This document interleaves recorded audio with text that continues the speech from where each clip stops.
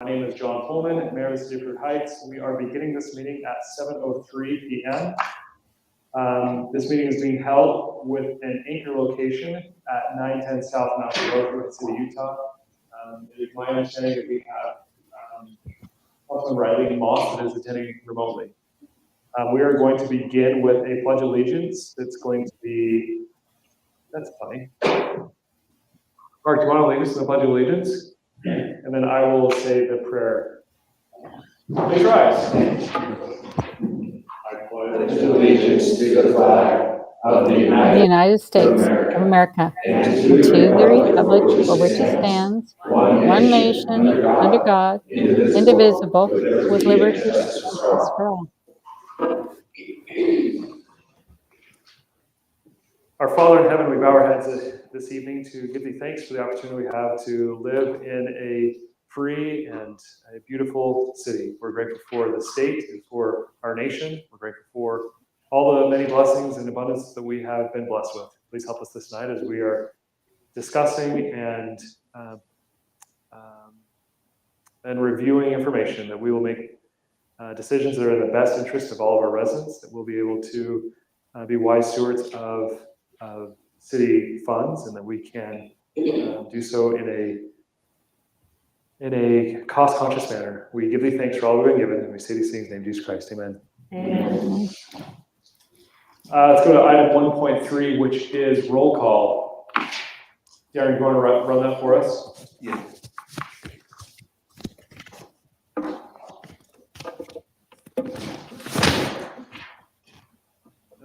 Councilmember Gary Anderson. Here. Councilmember Mark Cottrell. Here. Councilmember Eileen Moss. Here. Councilmember Here. George Ray. He is excused. Councilmember Flora Sadler. Here. And Mayor Johnson. Here, thank you. Hey, we can hear Eileen. I don't know if it's necessary to amplify that. Is that all right? Thanks for being here, Eileen. Thank you. Excellent. We're going to move on to item number 1.4, which is our city council training. We set aside 3 minutes for all of our meetings to do a quick training on our responsibility as elected official. Tonight's presentation is Florence Sadler.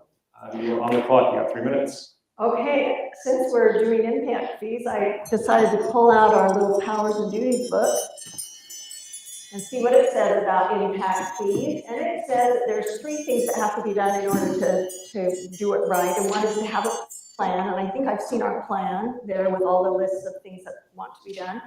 And then there has to be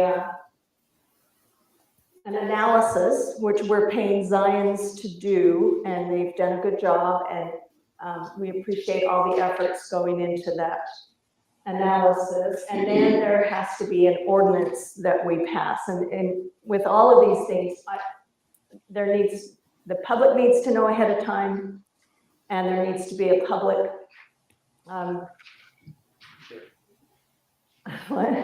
a public hearing. And then I like the wording here. It says the city must also make a copy of the plan together with the summary designed to be understood by a lay person.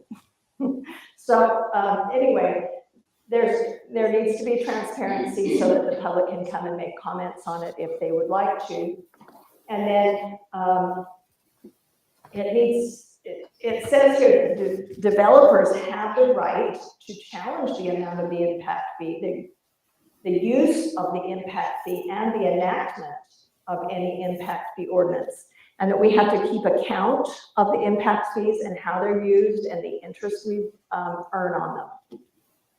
So it says they are not a substitute for taxes. We can't use them just to improve things. They need to be used for the impact of the new development. And so that's my message. Thanks. Awesome. Good work, Flo. Thank you so much. I didn't know that we had to keep track of the interest earned on us. Thank you, Flo. Item number 2, declaration of conflict of interest. Do we have any conflict of interest to discuss this time? I noted a conflict, Mayor. Yes. Do you want to identify that conflict? As we're discussing impact fees, I just want it to be known that I actually license a nonprofit through the city, and I have a ADU, as well as my husband also has a license for a small business in the city. So those things and the fees that we do impact me. I Great. intend to still vote, though. Great, thank you. Thank you for addressing that. I as well have a small business license, but well, I can't vote. Oh, I do need to vote. Maybe I do need to vote. Anyway, anything else?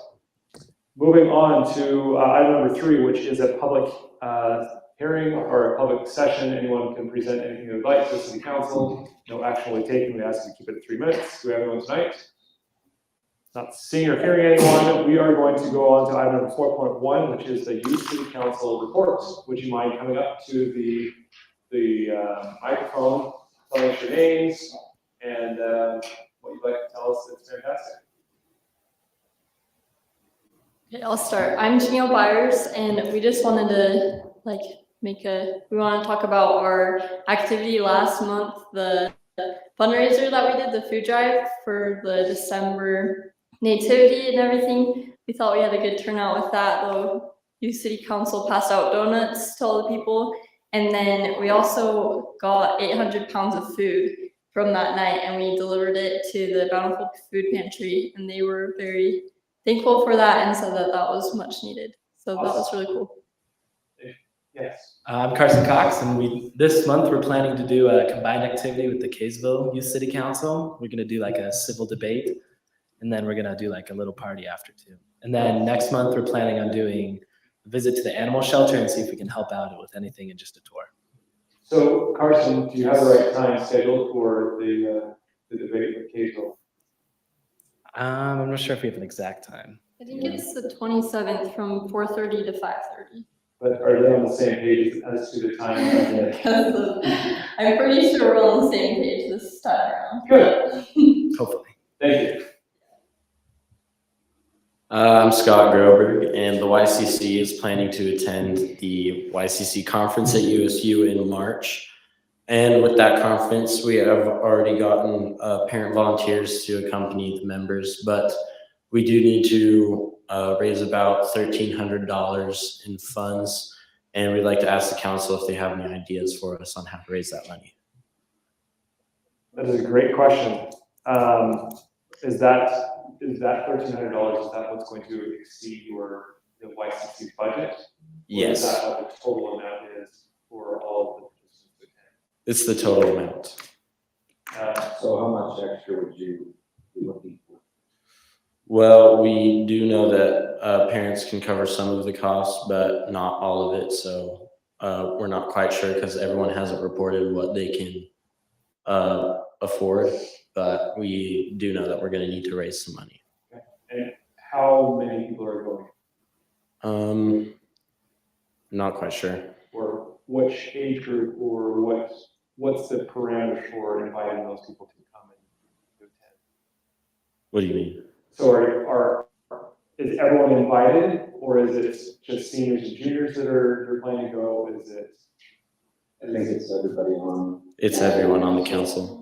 Or But if we for the can't- group heights, you see. Yeah, but we were talking about if we can't raise enough for everyone, we'll just have the seniors and juniors top priority. Okay. Because the sophomores and freshmen have other years that they could do that, so. Okay, I think that's a very valid ask. I will tell you this, that we will put it on our agenda for next week for our strategic planning meeting. And we will discuss hard things and see what we can do to help the youth city council that time. And the liaison for the youth city council will be in touch with the mayor. So just to be clear, you're saying the total cost is about $1,300. So any help will be appreciated. Mhm. But if you don't have to have the 1,300, but you would like to have something to help out. Yes. And so you're looking for ways that fundraisers or maybe even, something from the city budget is what I'm hearing. Yes, Okay, Thank you. thank you, Scott. thank you. That's it? Yep. Thank you, Joe. Thanks, Carson. Appreciate you guys. Appreciate the YCC. Those are good. Those are good people. Good young men and women. But that is an item that we do need to discuss. And it's a real request that I keep on getting. And I'm pleased that they got it. Item number 5.1, which is a public hearing. We are going to have a discussion. So because we have 3 public hearings, can we combine them, or do we need to go into public hearing, close that public hearing, go into the next item, and open that as a public hearing? So I think that, I would say that the first 2 can be combined, but I would open them together, so the public hearings for these 2 items. The third one is quite different, so I would make that one separate. Okay. And then the fourth one is also a little bit different than the other 2. Okay. So on our agenda, we have item number 5.1, 5.2, which are public hearings with regards to culinary water impact fees and culinary water rates. We are going to have Susie with Zions Bank present those to us, and I would look for a motion to enter into a public hearing. Motion to move into a public hearing. Thank you. Clarify for items 5.1 and 5.2. Motion to move into a public hearing for 5.1 and 5.2. Thank you. This language. Thank you, Gary. Do I have a second? I'll second that. Thank you, Flo. All in favor for moving into public hearing for items number 5.1, 5.2, which are culinary water impact fees and culinary water rates. All in favor say aye. Aye. Any opposed? That is unanimous. Let's move into public hearing. We have Susie from Zions Bank that's going to give us a brief demonstration. Do you want to come forward? I believe, did you load that too, so we can see it on the screen as well? It should be coming up. Great. Thanks so much for working with us. We really enjoyed working with your group here. So I'm going to jump in. If we go to the next slide. So I'm just going to give you a heads up that there is like major latency between the two, so they will move eventually, but it won't Okay. be immediate. Oh yeah, and it's a little off there. Well, I'm going to bring it up on mine then. I brought up the spreadsheet when we got to the water rate. So let me just bring up the PowerPoint. And I'm just going to have a clearer copy here. Give me 1 second. Here we go. Okay. So first of all, let's do the impact fees, and then we'll look at the water rates, okay? So just for everyone, so that you're sure that we're all on the same page, an impact fee is a one-time fee. We'll charge it one time. It's charged to new development, and it's to offset the capital costs associated with that new development. No operating costs can be included, just capital costs. And they have to be system improvements, not project improvements. And of course, Utah code then doesn't clearly define what those are, but generally it's their facilities that serve the community as a whole and not one little development is how it's been interpreted. So, and then we have to have, if you're larger than 5,000 population, which you are, we have to have 2 documents.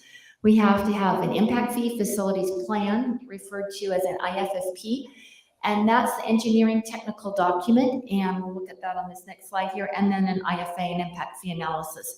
So Zach put together the impact fee facilities plan because that is looking at it very technically in terms of what is our service level in terms of gallons per day and what all for water?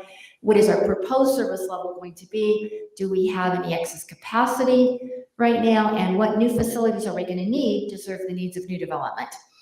And then I have the financial document, which is the impact fee analysis, the IFA, which is a proportionate share analysis, is the phrase used in the code, which really has 2 main components. You have a buy-in to existing excess capacity if you have any, and we didn't identify any in this case, but that can be a component. And then the construction of new facilities. Those are the 2 main costs that we proportionately share to new development. Other costs we can have, like our costs in doing this, if there's a fund balance, if there's any kind of loans or bonds, anything outstanding, we make credits. Okay. And if you have any questions at any point, just ask. So what generates the need for impact fees? It's growth. So these were the growth projections we matched the IFFP, and this is about the projected growth that you're going to have per year, which is really about 30 units there. Okay, this is all Zach's work. Oh, it's not showing up here yet. It's this one, facilities needed. It's kind of a long sort of technical list of all the capital improvements, the costs, when they're going to be needed, and they really are divided into which ones are going to benefit existing development, and which ones are going to benefit new development in the next 6 to 10 years, and then development after. 3 time periods: existing, next growth in the next 6 to 10 years, and after 10 years. And why do we divide it into those? Well, if it's going to benefit existing development, we have a deficiency, and we've got to be careful that we credit new development. They don't pay a full impact fee, and then they have to come back and pay to replace those deficiencies. For existing development, or you could be challenged, okay?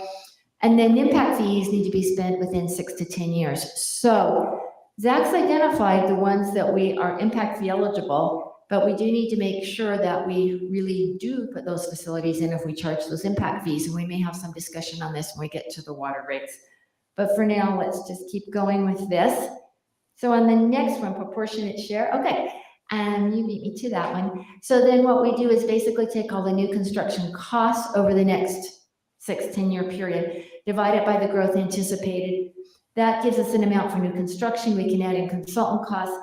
If you have an impact fee fund balance, which you did, that can be used to reduce those construction costs. New development's already paid into that, so you already have some money put aside to pay for those new construction costs. So that looks like it's a little bit of a credit there. And so that's our first impact fee fund balance. We can see it's a negative. So the subtotal before credits is the gross impact fee, okay? Then, because on Zach's list, he had listed several projects that were curing existing deficiencies or benefiting existing development. We have another credit amount, and that's for 2024. So our maximum fee in 2024 is $8,875. That's the maximum. You can charge anything up to that amount. So on this next table, you'll see the first one matches. Why does it look like it goes up every year? Well, the fee doesn't really, the gross fee doesn't change. It's always the same, but the credit amount changes every year because we have fewer years left if we're using a 10-year, 20-year time frame, where new development, if someone's coming in today, they're going to pay those higher rates for maybe 10 or 20 years to pay for the part that benefits existing development, or if someone doesn't come in for 10 years, maybe a large part of these are paid off. So that's why the credit goes down a little, and it looks like the fee goes up, but in theory, it's just how you're paying it, what you're paying at the building permit counter, and then what you're going to be paying through increased rates over time, and it should come out to that gross fee. Do you have questions on impact fees before we go on to rates? The credit's always a little confusing. Nope, you nailed it, good job. Way to go. Okay. So now we're going to talk about rates. This is what you are currently charging. And there really are an infinite number of combinations that we could come up with, really to come up with what your rates could be. And it's based on really 3 main factors. One, how high are you willing to let your rates go up at one time? Do you want to bond to do any of the projects sooner rather than later or not? My understanding is the city doesn't, which is fine. I'm just throwing, it moves.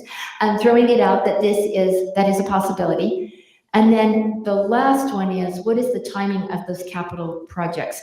Can you put some off to keep rates down, or do you need to keep that? Do you need to get them in place, right away?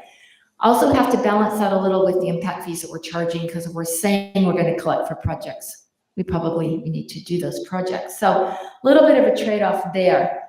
So when I built the model, and Darren's got a copy of it in Excel, we're going to be tracking 2 key ratios too. We want to make sure you keep enough days cash on hand to be financially healthy.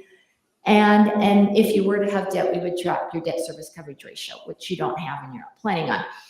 But in terms of days cash on hand, the recommended amount is 180 days cash on hand. If you get below 150 days, your bond rating will go down. And while you don't want a bond, and I get that, I'm not pushing bonding, I'm just saying you want to keep, if you had an emergency, you want to keep that good rating just in case. So those things were kept in mind as we built this model.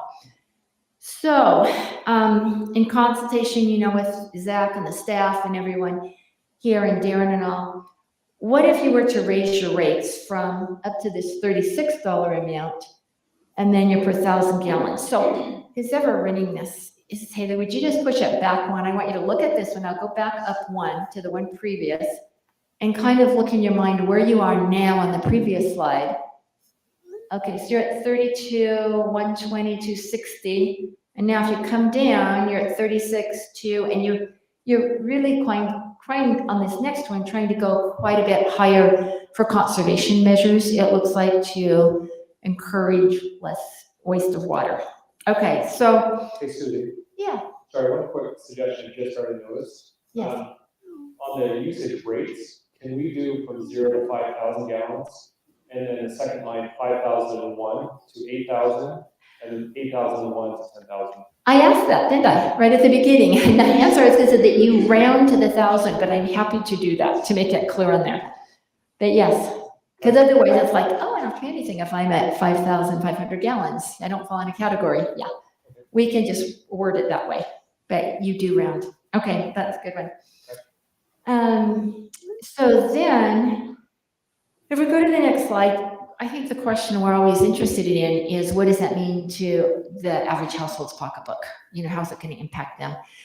So on this one, and I should have put a little text box here, I assumed the use of 8,000 gallons, okay, on this one per month. So What's our average usage per household?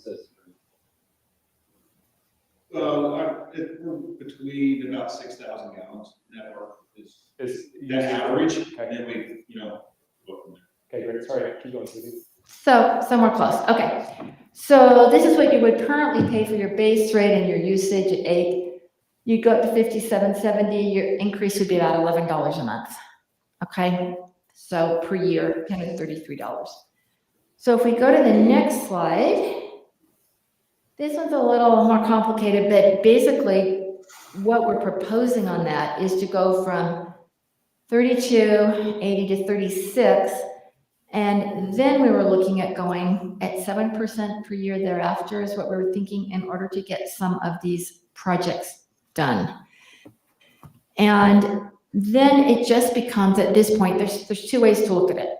You can look at it as, on one hand, this is as high as we want to go with our rates. And then this is what we can do with that money. And Zach and Darren can help you prioritize what you can do. Or you can look at it as, this is what we have to do and want to do. What do our rates have to be to match that? And that's, you were given a report, I think, that showed like 4 options in there, and I've got that here. I can go through different options. There's infinite combinations depending. Maybe you want to go this amount the first year and 3% a year thereafter. Or maybe you want to go this initial increase and another 10% and then down to 3 or 2. They're just depending to match up with what you really have to get done. And that's where I don't know the engineering part of it. That's an engineering determination, but the model is flexible and we can keep playing with that. So questions, and you may all want to discuss. I don't know if you want me to stay up here or what you want to do next. Is that the end of your presentation? That is the end there. And we could have shown, in the written report, you have a lot of those different, options that we can do, but I haven't matched those with what projects would get done. One of them, you push all the projects off and that keeps your rate way down. You do have to, though, let me make this clear, and I'm going to call back up my spreadsheet here. So on the spreadsheet, you have to make sure that your net revenues, which are just all the revenues you bring in, which are from all your monthly rates, your sale, of water, that is more than your just operating costs. We're very careful distinguishing between operating costs and capital costs tonight. And you have to make sure that your revenues less those operating expenses is positive, because you can't keep the lights on if that isn't, and you cannot bond for operating costs. if you were to get in trouble, you could, you could only bond for capital costs. So you just always have to watch that rates are high enough, and operating costs are going up quite a bit.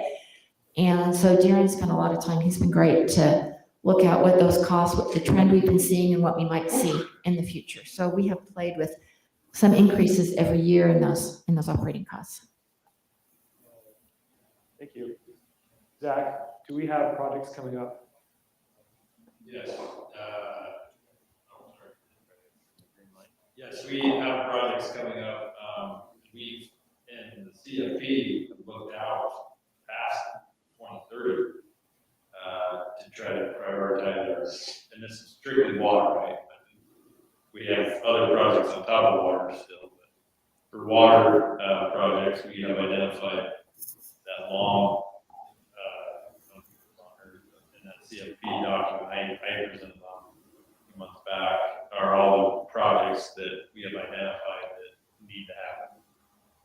But yes, to echo what Susie's already said, that we do have options though, like Darren, Lane, and I have tried to prioritize them and rank them, grade them. And even after that though, some of these we still, to help with some of these infinite options is a push. Some of those I feel like we could let ride for a while. I never recommend that. I mean, that's always kind of the council. We do have clients that have done that, where they've kicked the can down the road on some of these water projects, but that was 15, 20 years ago. And this last summer, it caught up in a big way, where they spent, in fact, it was a big deal. Like, so, yeah, we have projects.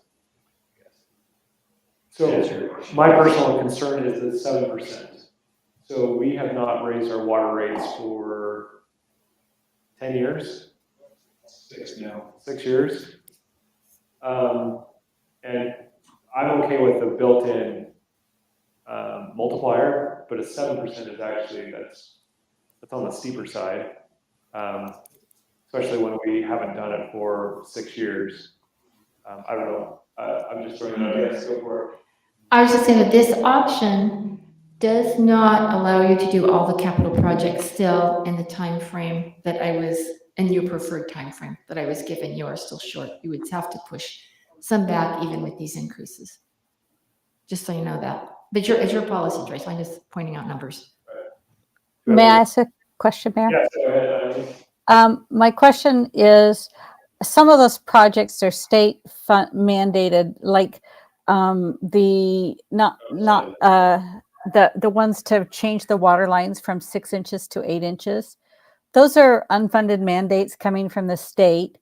Is there any chance that we may be looking at any kind of a grant for any of those projects that are being forced upon us? And if not, is there a time limit that we have to comply with those requirements?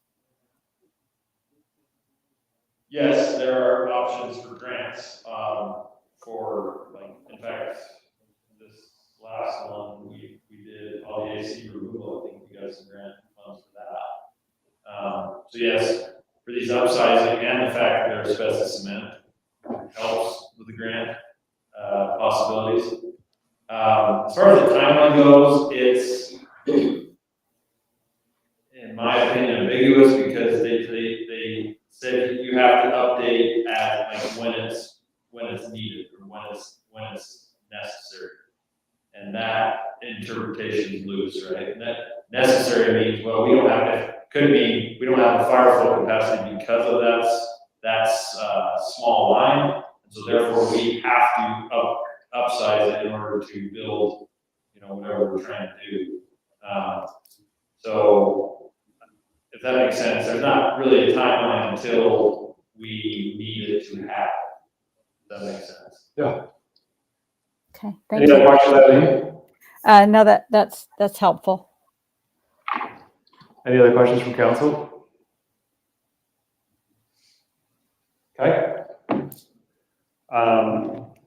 So we are in a public hearing. We can vote in a public hearing, can we not? You need to close the public hearing first. Okay.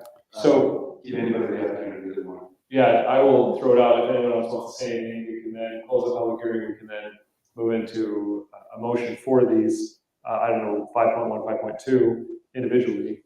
Do we have anything else that wants to be, any other thoughts, any questions before we close the public hearing? So let's just go over the 7% idea. Okay, Is that 7% each year, an additional 7%? So every year it goes up 7% for the next we have it for 40 years is what we projected out, right? right.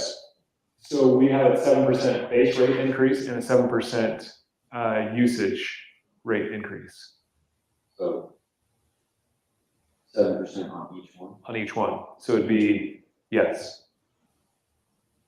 So Do we need to vote on this tonight? We have the opportunity to, so. vote.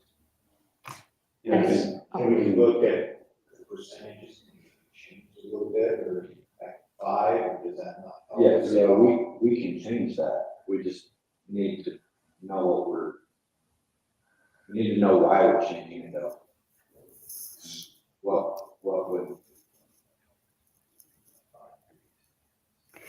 if I If feel we like have- we understand what we would be doing to ourselves. Yeah, and I would throw out even an idea that we can approve 5.1, which would be the impact fees. Because we have developments going in and we have development agreements that are coming on us, and we can kick 5.2, the culinary water rate increases, we can discuss that.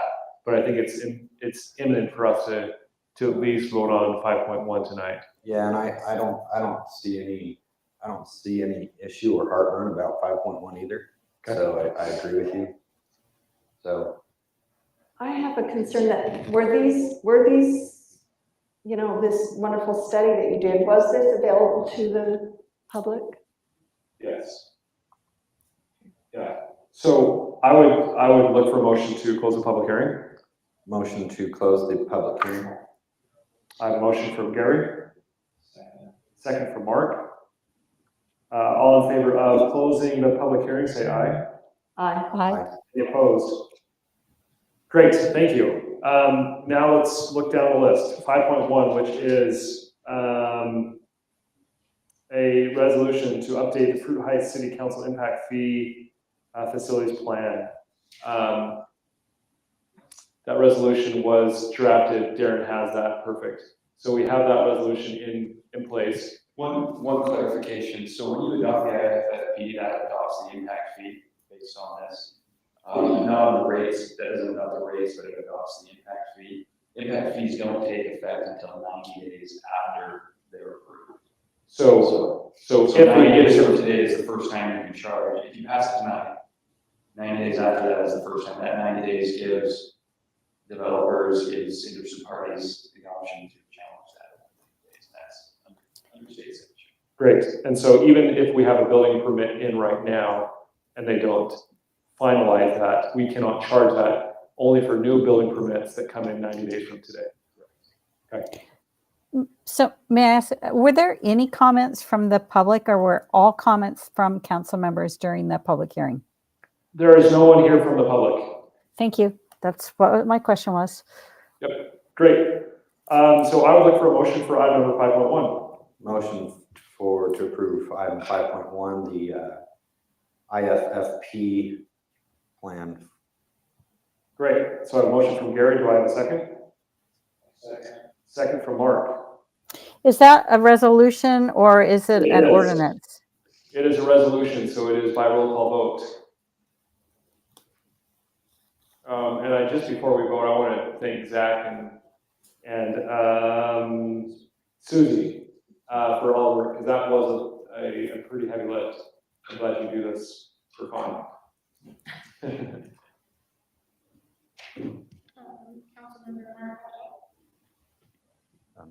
Oh, it's actually Gary Anderson.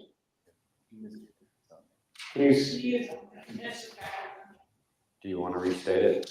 yeah, go ahead. Councilmember Gary Anderson, Aye. Councilmember Mark Bartrell. Aye. Councilmember George Ray is excused. Councilmember Eileen Moss, Aye. And Councilmember Warren Saturday. Thank you. Moving on to item number 5.2, public hearing with a resolution to update Fruit Heights culinary water rates. Do I have any discussion or do I have a motion on the table? Mayor? Just one clarification, Mayor. Yep. So when you adopt that, the way it's set up is you need to, way the resolution is set up, you need to identify which one of those options that were in the proposed water rate study. And if it's option 1, that's the one to go with. Option 2, option 3, option 4. And then we just cut and paste that into the exhibit so that we know. And if it's something different than that, we can deal with that too, which is whatever it is. So I would throw out an idea. I would like to just play with the numbers a little bit more and mess with, I don't know how feasible this would be, but instead of just doing a standard 7%, to see what it would look like to do a 3% every 5 years, we jump it, 10% or something along those lines. I don't know. I just throwing out some ideas. Do we have anyone from council or any thoughts from the council? I think I heard Eileen has something. Go for it, Eileen. Yeah, so my question is, I think we are going to have to raise rates. It is hurting us that we have not done so for several years. However, in the hopes that we can get grants, and so there's part of this is going on that we don't spend the time always to adjust these rates every year. And so I'm wondering if we look at a smaller adjustment, not the 7% this year, maybe we look at a 5% on both of them. But I think you're right, Mayor. I think we need to kick this around a little bit more. And maybe what we could do is make a plan that says, if we can get, we have all these projects identified, and if we can get a grant to pay for any of these projects, then that could reduce the amount that we need, obviously. And maybe we do leave it at the 7% is how we end up. And then, year by year, if we get a grant, we say we can reduce it, 3% or something. But I don't know that we're quite ready to actually enact this rate increase right this minute, because I think maybe looking at the potential for grants, 7% on both features is a pretty steep increase. So what if, and I'm just throwing out, I'm brainstorming publicly, which always gets me in trouble, but what if we pass something tonight for just 1 year and we look at what we can do for subsequent years? Because I agree with you, Eileen, that even a small increase is an increase, and we haven't increased it for 6 years, and this is long overdue. I would be okay with the 7% this year, and then we spend some time as a council and as staff reviewing what we can do subsequently year over year. But I think passing a flat 7% for the next 6 years is pretty binding. So the other choice might be to say we're going to do 7. So here's the problem: is what happened is this time is we got to the end of, we were raising rates regularly every year. We got to the end of that time and it just kind of got lost in the shuffle. And so I think almost, Mayor, what we have to do is something more along the lines of pass these rate increases, whatever we decide they should be, or maybe even just say a minimum of 5% per year. We do 7%. We say a minimum of 5% per year. But with the caveat that we look back every year and we see, have we been able to get any grants, and where do we stand? Do we have to go more than or less than 5%? So maybe build in an increase that's perhaps less than we need, but also then would cause us to want to look at it every year. Sure, I agree with that. I think something is necessary. I don't think no action in this situation is something that we can. No, I agree. I agree. But in the proposal that's on the table, the 2024 rates are pretty necessary. I agree. Just for clarity, is about a 10% increase from the current. So that shows a 10% increase for the next year, well, for this year, Right. Okay. 2024, and then 7% thereafter. Right. So what if we do it this way? What if I make a motion, and maybe you don't want me to since I'm not there, but what if we make a motion to raise the rates as this table that was before us, with a base rate of $36 and the first 5,000 gallons being $2, et cetera, for 2024, then with a caveat that in future years, we're going to automatically build in a 5% rate increase to be looked at. And if it needs to be more than that, we will do more than that. If it can be less than that, based on any grants that we might get, then we'll do less. But that way we still, I think we're going to have to do something like at least a 5% every year, no matter if we get grants. And so that's my motion. Sorry, Go ahead. Just- So Eileen, you're just a little bit low in volume, so I want to restate what I think I heard you say, to make sure that I completely understand.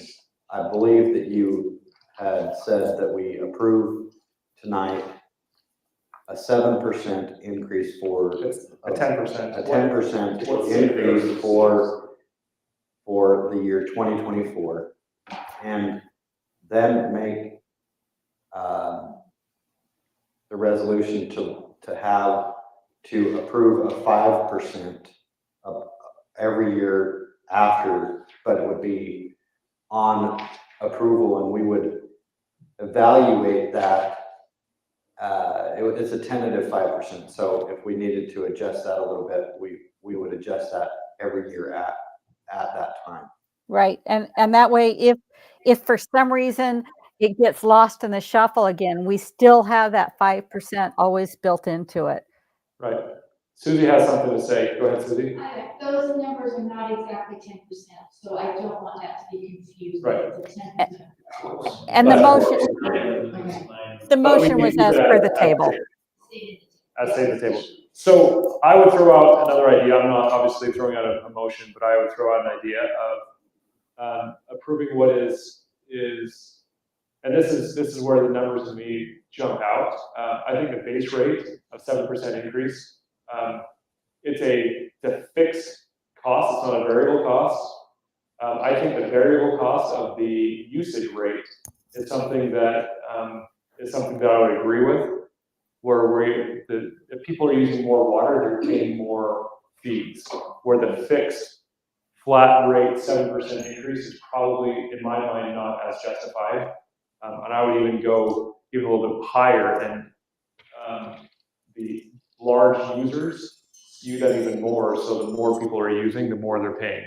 So you would lower the 7%, but bring the higher users up a bit more. Yeah, I would take out the base rate increase, and I would increase probably the bottom three from 13,000 and above. I would increase those rates significantly more, with a caveat. Actually, I need to put a very strict caveat. We are passing these rate increases on to a company within our city that would be dramatically impacted by these rate increases. So Mayor, my motion wasn't seconded, and we're trying to make changes to a motion that was not seconded. So perhaps I should just withdraw my motion. Okay, thank you. Thank you. So Cherry Hill will see the largest process. And so I think a little bit more thought needs to go in, because if we double their rates, that would cause significant issue for that. That would be for that facility. Yeah.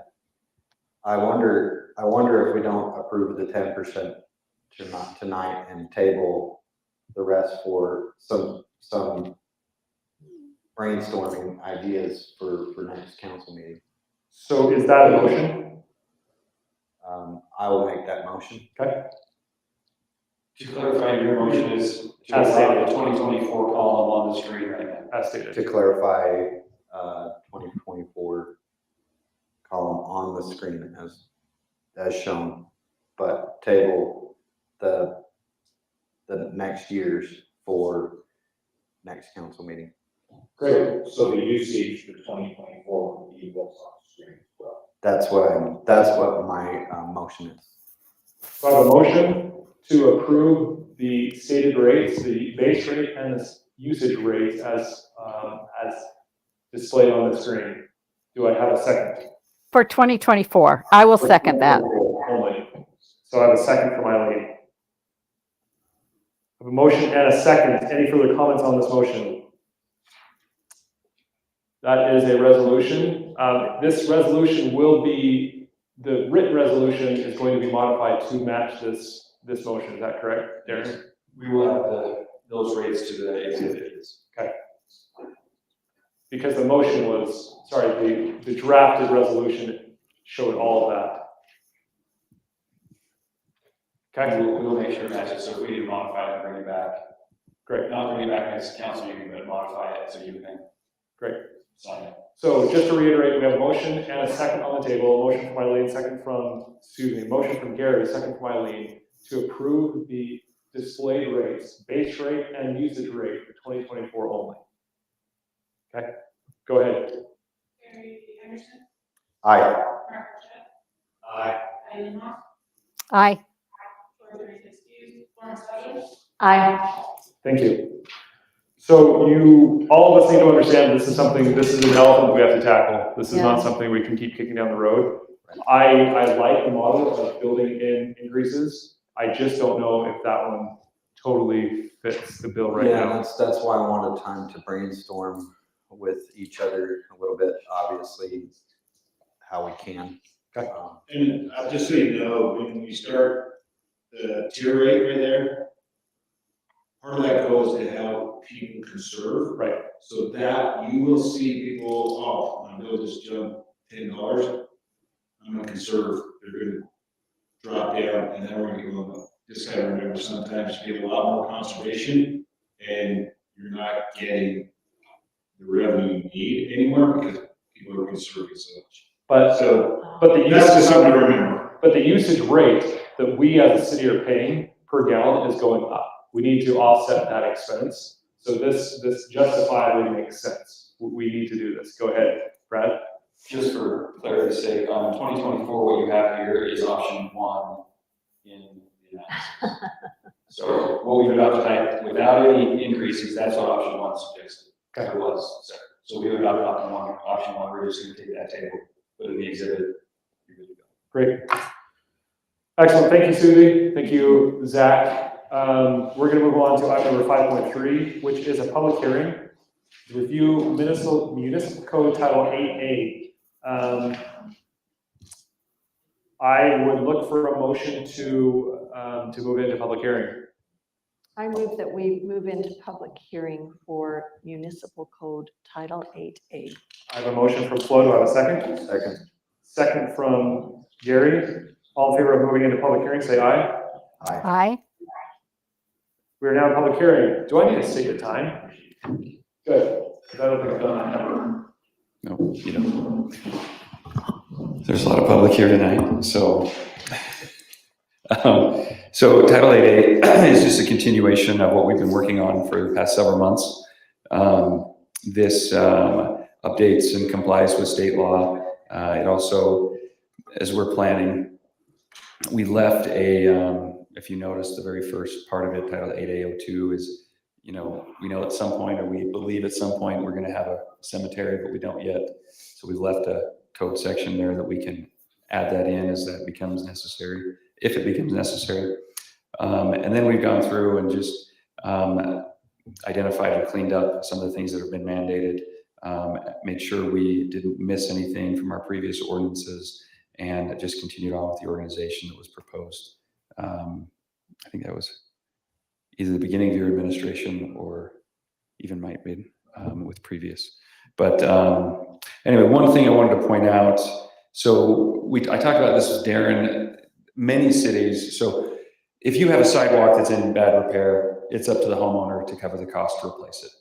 The homeowner, yes, there's an easement, and it is an easement in a public way, public right of way to walk across that sidewalk, but that is typically it is up to the homeowner that their job is to repair, replace, make sure it's in good repair.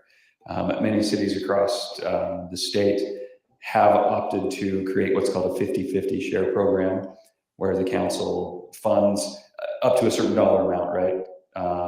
For example, let's say it's $15,000 the council want to set aside for the 50-50 share program. That's not going to go very far, but it will help to eliminate some of the high points from roots that have infiltrated into the sidewalk and raise them up to help. We do know that cities are on the hook for those kind of things. If there's a fall on the city sidewalk, cities get drug into those as well as homeowners.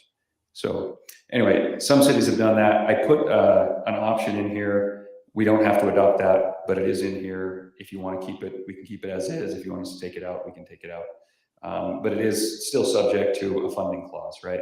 So if the council doesn't fund the 50-50 share program as a specific line item in the budget, it's $0. So homeowners are still responsible for paying for any repairs or improvements or replacements of their sidewalks. So if there is a 50-50 share, and let's say that we budget $10,000, but the costs are $30,000.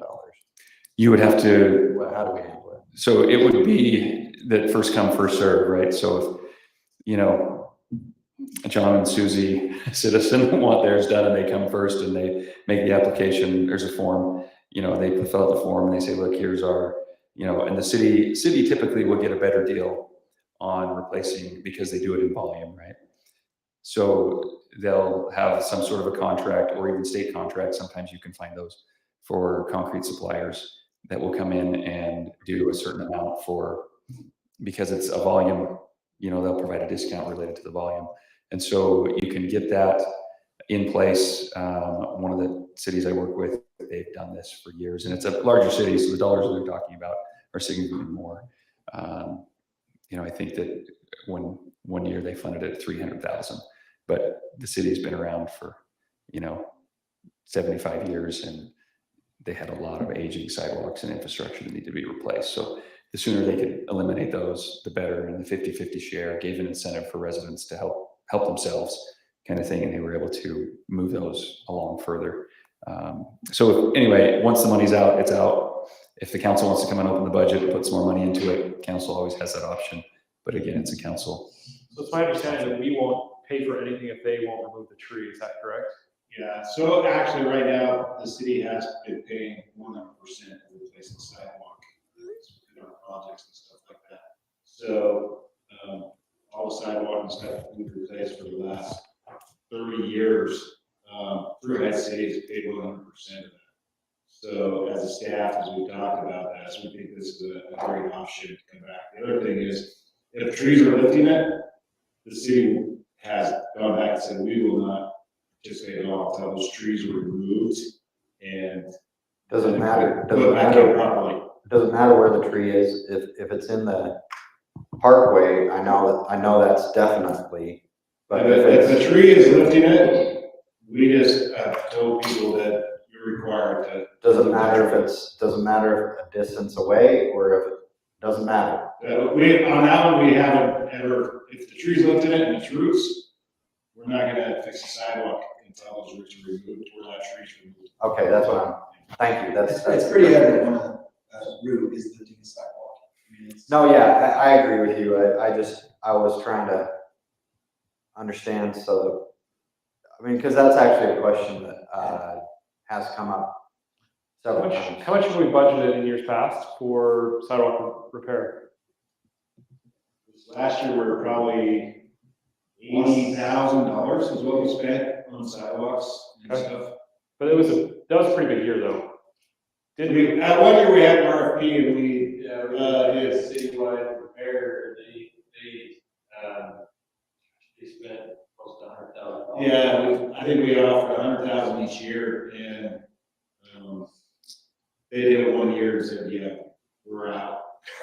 And so we haven't done it again. So we just, as a city, we've just been, okay, we have this much money, this is how much sidewalk we can do, and once we're to that point, we're done. So the staff, we've talked about this, and with Public Works, we think this is a great way to start, is doing the 50-50. So I like this idea, but here's a question for you. Could we do it this way? If we set aside money to do a 50-50 split, and let's say that we have $50,000 put into it, but only $5,000 is used.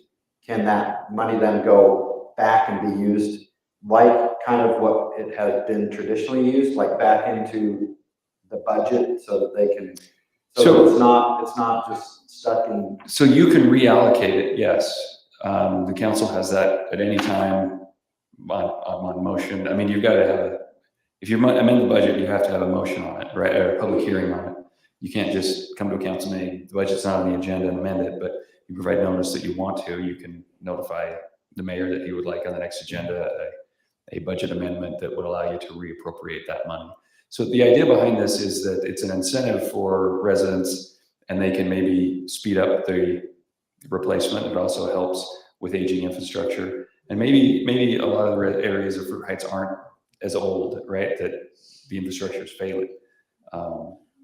In a way, I mean, some of the areas in the specific city I'm referring to had sidewalks and curb and gutter that were crumbling because they were put in the 30s and 40s, and so it was. What would be the stipulation to them getting this? So typically the requirement was they had to deposit, so they would have basically you would have.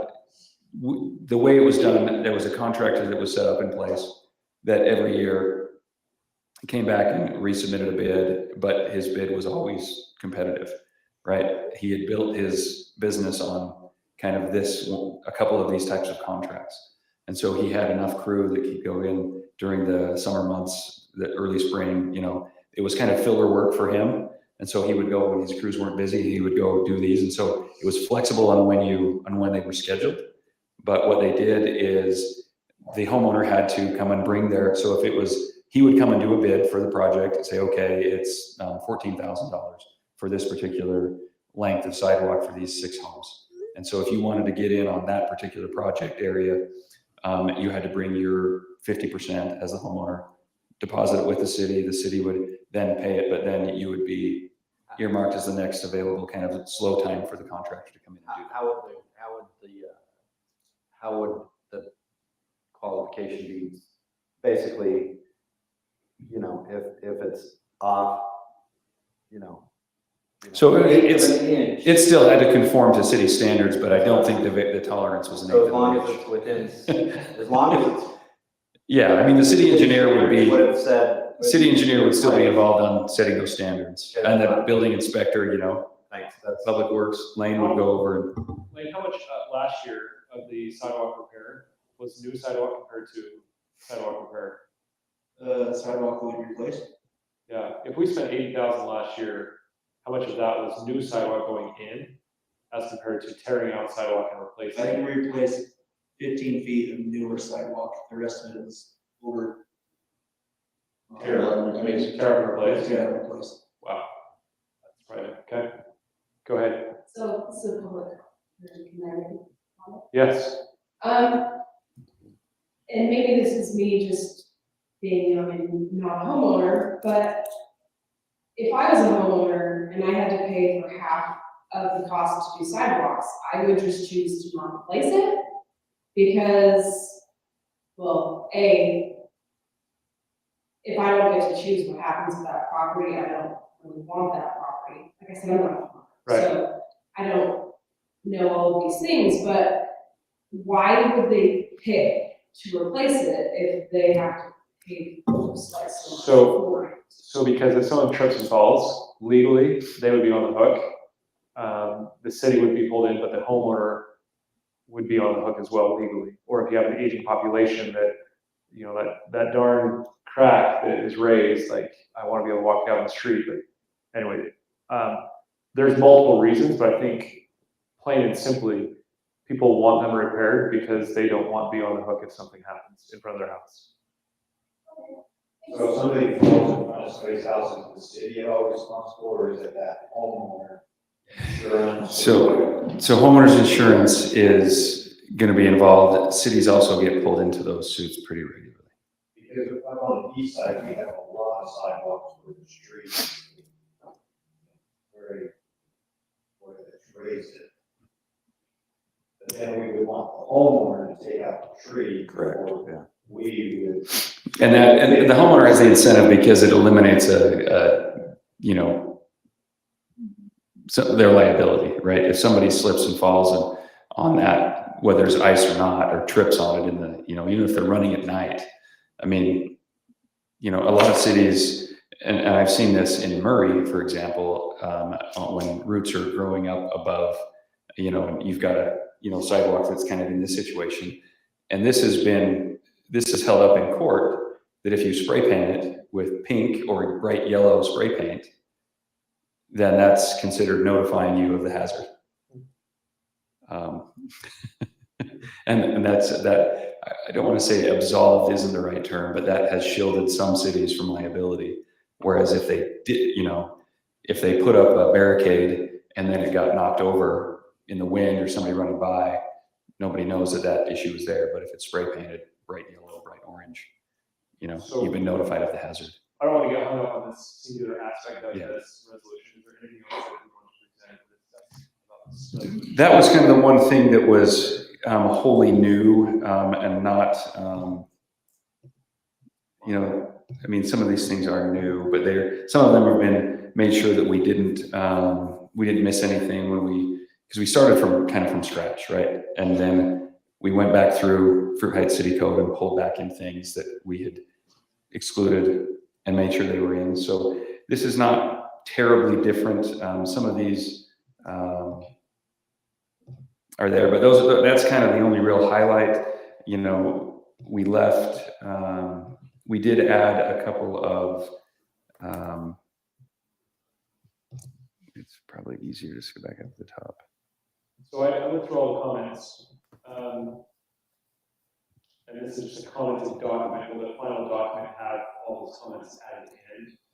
Or so some of the comments were reviewed. I reviewed them with Darren. The final one is the one that you have. There's a couple of minor comments, but we'll remove those. But if there was anything that you wanted to add to it or modify, we want to make sure you could tonight. But the comments will be removed for the one that appears on the city website. do we have any comments before we move out of public hearing?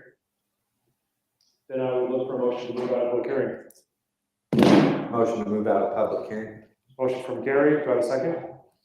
Second from Mark. All in favor of moving out of public hearing, say aye. Aye. Any opposed? The motion carries. So now let's discuss this. Is this something, are we in a position to adopt municipal code title 8A at this point in time? Don't all jump at once. Eileen, do you have any comments? No. Got it for the speakers. What did you do? What's that? Oh. You're now speaking to the speakers instead of just from her computer, so we all hear you very clearly. Oh. Don't sneeze. Motion to approve municipal code title 8. Sorry, let me start again. Motion to approve municipal code title 8A. So I have a motion from Gary. Do I have a second? Second from Mark. Do we have any further comment about municipal code title 8A? Great. This is a ordinance, so it will be passed by roll call vote. Aye. Aye. Aye. George Ray is a suit and Lawrence. Aye. Excellent. Motion carries. We're now moving on to item number 5.4, which is public hearing to review and update the Fruit Heights City consolidated fee schedule. I would look for a motion to enter into public hearing. I move that we move into public hearing for the consolidated fee schedule. I have a motion from Flo. Do I have a second? I'll second. I'm going to give that to Eileen just because she hasn't. I have a motion and a second from Eileen. All in favor of moving into public hearing, say aye. Aye. Any opposed? Motion carries. We are now in public hearing. Darren, do you want to lead us out? Yeah, so this is the fee schedule that the staff's been working on for the last couple months. of getting it updated. A lot of this was adopted back in 2014, and a few changes in 2020. The staff's gone through. We had the opportunity to call different cities to compare where they were on their fees and where we currently are. As you can see, as we went through, the copies you received in this, fees have increased in a lot of different areas, especially building fees. We were way behind on that one, and they've increased. We changed some of the things to be current rates instead of just a fee. That way, as prices changed, we could just continue with the current fees that we're being charged as a city for those things. Some of the questions that I had through this were, the biggest ones were probably with building fees, with a guarantee fee and the stormwater fee. As in red, can you scroll down just a little bit, Haley?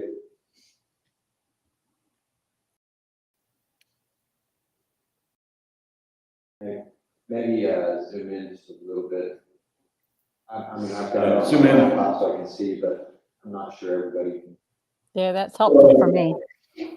So on the description of here of the fees being used and those kind of things for the stormwater management plan and the guarantee fee,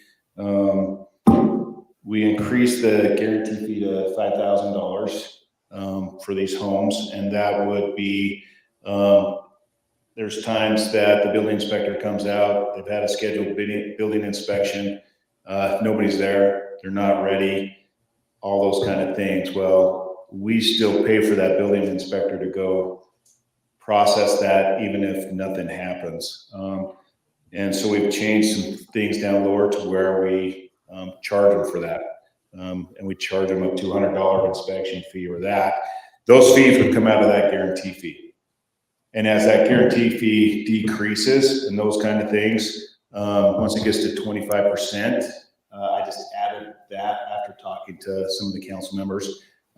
We would put a stop work order on the home until it was brought back up to be able to cover those fees. So at this time right now, the city covers those fees. So it's a guarantee that they'll keep the fees up to date and stuff like that. Is basically what it is. Yeah, it is. It's a guarantee fee that they'll finish the project as required, and they're not going to leave things undone. And the goal is that when they're finished with the home, we'll get a final inspection and we'll go through, and any of these fees that are left throughout the project, we just return to the builder or the permit holder. So it's kind of like a bond. It is kind of like a bond, but it's guarantee fee on finishing the project. Right. So And if we adopt this, Brad, is this something that can go into effect immediately, or is it 90 days out? This is not an impact fee, you don't have to wait 90 days. There is a 30-day challenge that any legislative act, this is a legislative act by the city to adopt a new fee structure. So there's a 30-day challenge. So my recommendation would be you could implement them tomorrow, but you have 30 days that any of them can, the whole thing can be challenged. So my recommendation would be to wait for 30 days. Is this typically done during a development or during a build phase of a house? So like if we were to use Rock Loft as an example, would most of this happen as the house goes in? yeah, so all the building portion of it is for when the house, they come in and get the permit. That's when you put your impact fees on there and all those kind of things, and their valuation in their building all goes into that permit. All those fees happen at that time. Got it. That water meter, I'm interpreting it as meaning if it's a 1-inch water meter, it's going to cost $400. Yeah, it's $400. Something like a inch and a half or something, that's going to be a little different. Yeah, and down farther in the thing, it says anything above that price is still the responsibility of the homeowner to replace those and to purchase them. So one of the things that I found interesting in talking to Darren is sometimes people will get an occupancy permit based on them still having a couple of items on their punch list.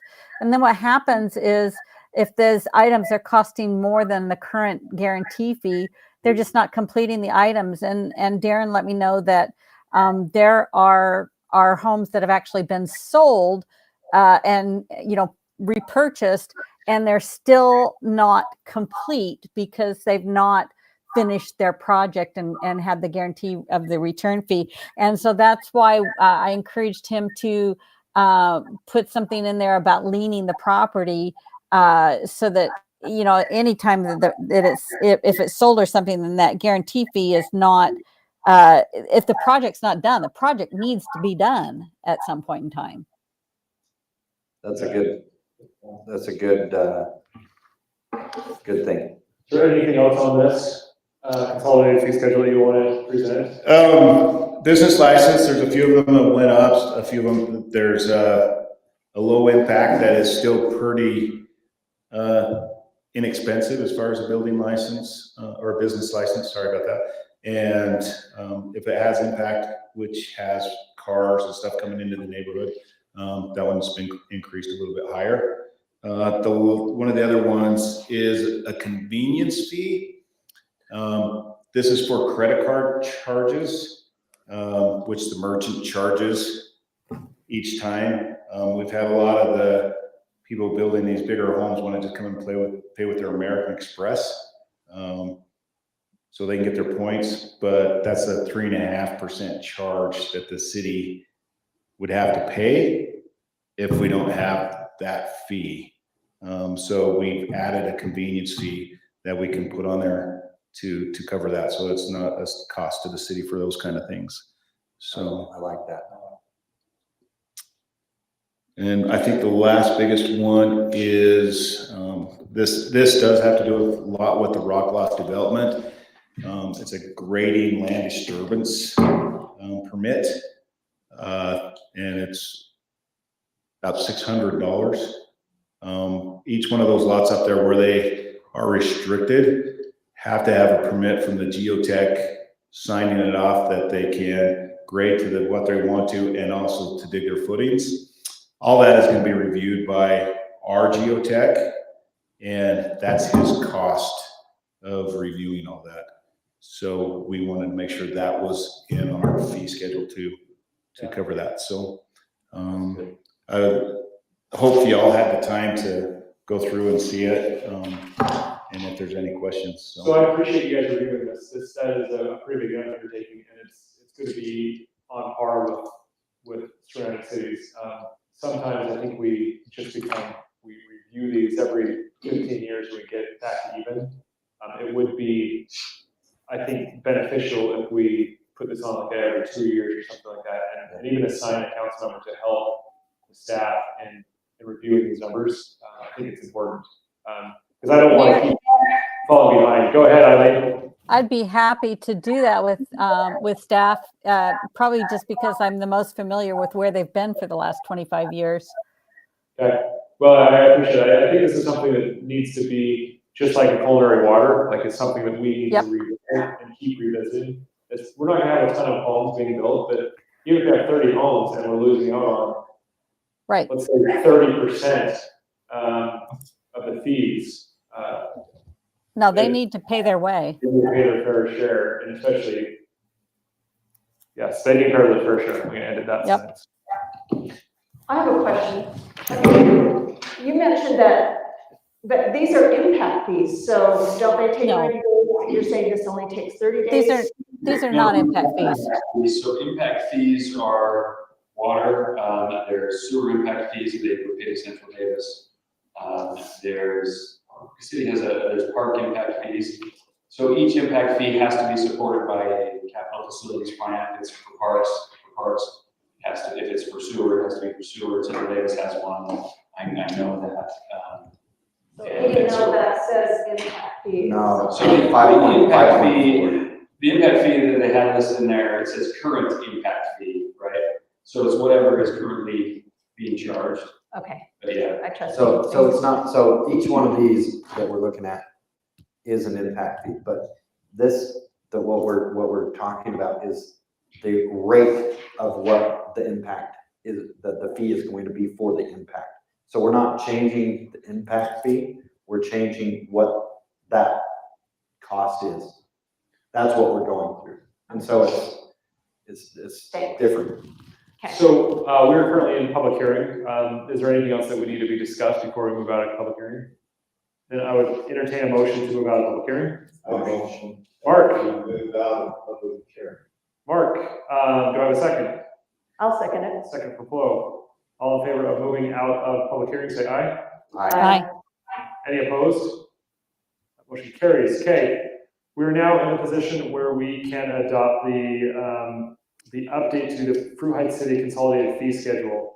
And I would entertain a motion at this point in time.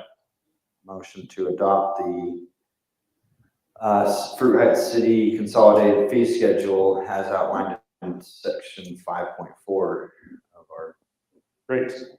I have a motion from Gary. Do I have a second? I'll second it. Second from Flo.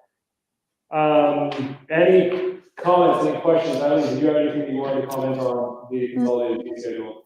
No, I worked with Darren quite a bit on this schedule, trying to make sure that I was comfortable with it. Thank you. Yeah, I've seen a lot of dialogue and talked to Darren. I appreciate the comments. I think most everyone had comments and questions about it, so I appreciate the time that it's taken to get to this point. And again, I want to reiterate the fact that we cannot let this just slide by.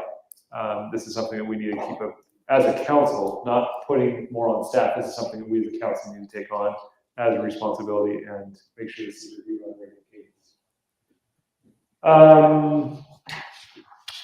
You're up. I have a motion in a second. Mary Anderson, Aye. Mark Jones, Aye. Eileen Mock, Aye. George Ray, excuse, Lawrence Shepherd. Aye. Just to be clear, Mark, is it Cottrell or Cottrell? Cottrell? Thank you. I think I've called you Cottrell a few times. Don't Maybe worry, it was today. he won't remember. That's good. Oh, ouch. Ouch. Okay, so we're going to skip number 6.1. And we're going to move over to approving the minutes to City Council meeting of January 2nd. Do I have a motion to approve the minutes of January 2nd? I had a question. Go ahead. So my question is, there were, okay, I just wanted to make sure that the change was made and other visitors that did not sign in. Thank you. That was my thing I wanted on there. Excellent. Because we had a lot of other visitors, including my husband, Clark. Well, get after him for not signing in. I will. Do I have a motion to approve the minutes of January 2nd? I move that we approve the minutes from January 2nd, 2024. Thank you, Flo. Do I have a second? Second. I'm going to give it to Gary. Is that all right? Because you weren't really, I guess you were. You ended the meeting. Okay, so a motion from Flo and a second from Gary. All in favor of approving the minutes of January 2nd, say aye. Aye. Any opposed? Excellent, thank you. Item number 8.1. I was going to present, I have gotten wrapped up with a couple other things, so I apologize. We've had a planning commissioner step down, and I was going to make an appointment at this time, but I'm going to have to push it off until next week, the 23rd. We've had 2 applicants submit. Very impressed with both of them. Actually, very impressed. I need to talk to Darren a little bit more in depth about these 2 individuals, and I will make a motion or bring forward an appointment at the next city council meeting so they could be in for the January 30th planning commission meeting. Is that right? Is that something that the city council participates in, or? The appointment, yes. How's that go? Yes. I mean, now the evaluation of each one of them. In Mayor appoints, planning or council devises and consents. Okay. So in years past, I have not opened it up to all the applicants, but I have notified, and in the appointment section, I've told you and asked for your support in the appointment. And that's what we will do. There's a chance that we would make an appointment with a caveat to appoint the second person in June we have a couple people stepping down. Their term has cycled through, and so we might have to make 2 more appointments, a couple more appointments in June. But leave it at that. City council report. Full sound, do you have anything to report? I do not. Excellent. Gary Anderson, do you have anything to report? I don't, but just want to thank the city staff for all the work that they do during the, the snowstorms. I think that is a big deal to a lot of residents, even though you do a lot more that's unseen. That is something they see, and it makes a big deal to them. So I just want to say thank you for what you do. Thank you. Mark? I do. Good. When on Facebook, I saw some concerns about the snow and pros, cons, issues, whatever. So I didn't really understand it that much, so I wanted to see it with my own eyes. So I went out with Lane twice, a week ago tonight, and I am thoroughly amazed and going along with what Gary said.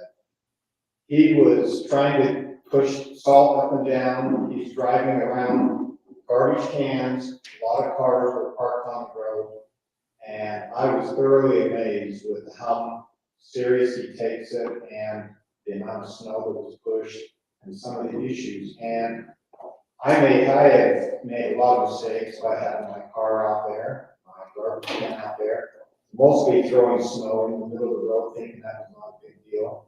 But I learned as he hit some of those piles, that can do a lot of damage on the way. So it was just absolutely wonderful to go 2 times with him this week. I learned a lot. I've had some neighbors in our area have kind of pushed back a little bit on the snow, but by being out there, I was able to help them understand why they are not doing what they want to get at that particular minute. So that was very eye-opening, very impressed. Haley's had to put up, one thing with Lane, for some reason we had to go up to the pump house, so I was able to see the water in the pump house, which just absolutely blew me away at how the water looks in the city, and he was able to help with that. So I have learned a heck of a lot.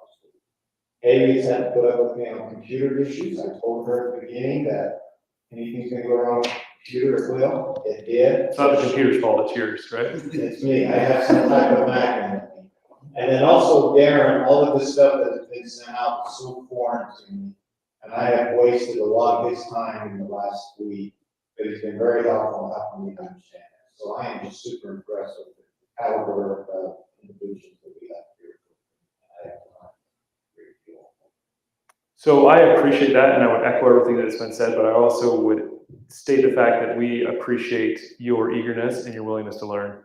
And as a city council member, it makes it much more impactful to have an educated council member than an uneducated council member that's not willing to take the time. So thank you, Mark. It's great having you on the team.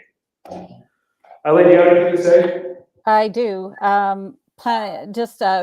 Checking with Darren as well to make sure that staff is planning on us having a citizen court council meeting at 5. I think it's 5 o'clock next Monday, the 22nd. I assume our emergency manager will be there.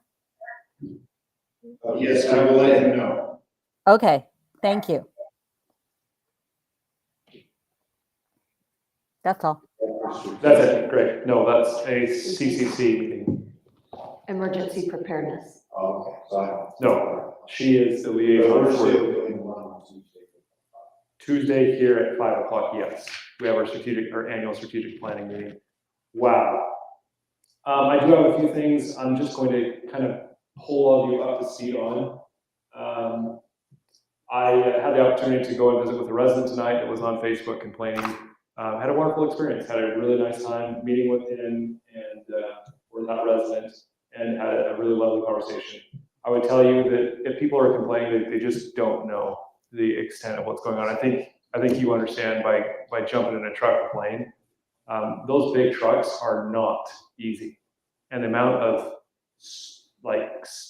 moving the blade back and forth to avoid cars, throwing salt out, and then managing multiple pushes up and down the street. Anyway. Yeah, my wife commented on some of those posts to me and said, you came and met the city staff, you would be blown away, and people would start being kinder in the comments. Yeah, it's true. Very accurate.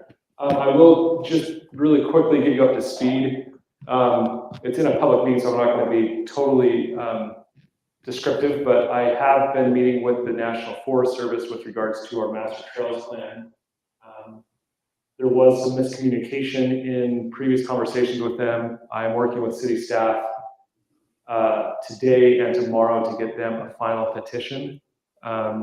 In your box, Haley uploaded just a letter of recommendation from a neighboring city. I've got 2 different cities with similar, very similar letters of recommendation, a bike shop, a local bike shop owner who has put this together. Karen has spent all day today and probably quite a bit of time tomorrow, but that is hopefully going out tomorrow. We've given them a deadline to hear back by March 1st. And we are wanting to get going on some trails, backing the development as soon as humanly possible. Just keeping up to date. As soon as this comes forward, or if there is anything to motion, I'll give you as much. But as soon as we get approval, then we want to push this out and have everyone understand what's going on. We're kind of keeping things under wraps because it's a pretty awesome trail system that is designed, and it will be really neat, but we just don't have approval quite yet. And our objective is to push the trailhead down to Kaysville Wilderness Park and have that as our main point of entrance to all the trails within the city. It's gonna be so fun. It's gonna be awesome. It's great.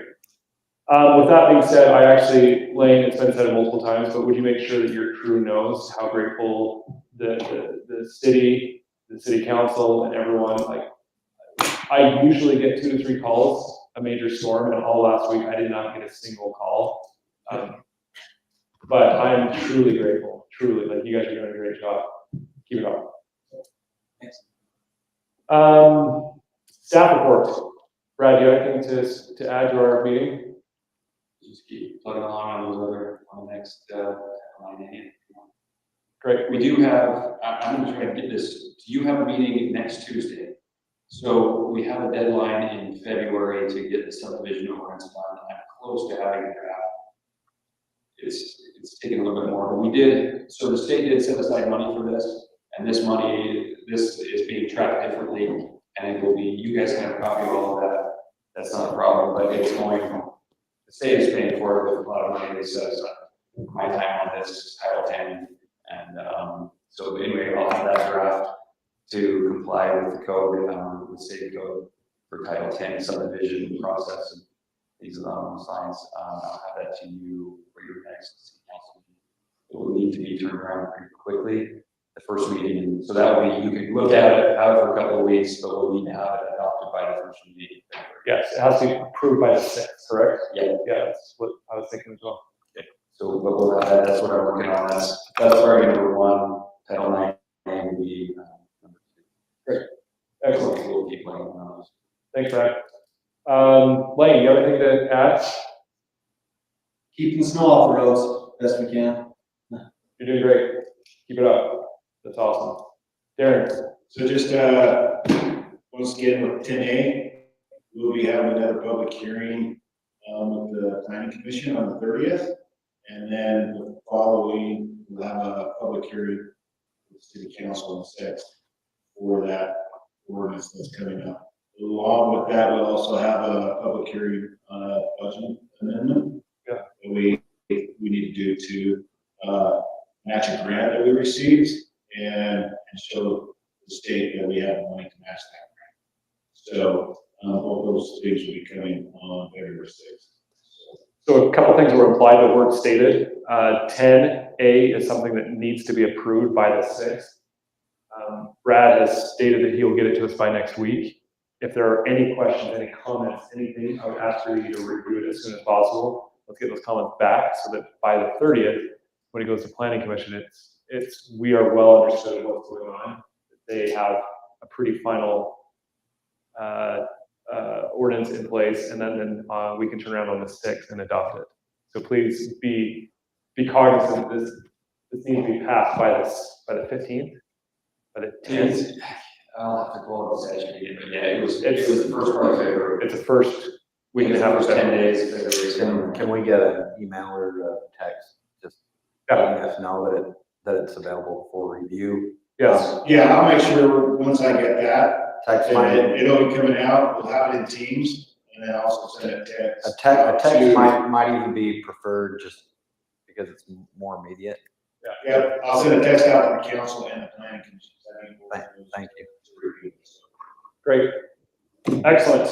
That concludes everything on our agenda, and I would entertain a motion to adjourn. Motion to adjourn. Motion from Gary Anderson, I'll second it. second from Flo. All in favor of adjourning, say aye. Aye. Bye. We are done at 8:33. Thank you, team. That was a big one. Thank you. You go to any other city?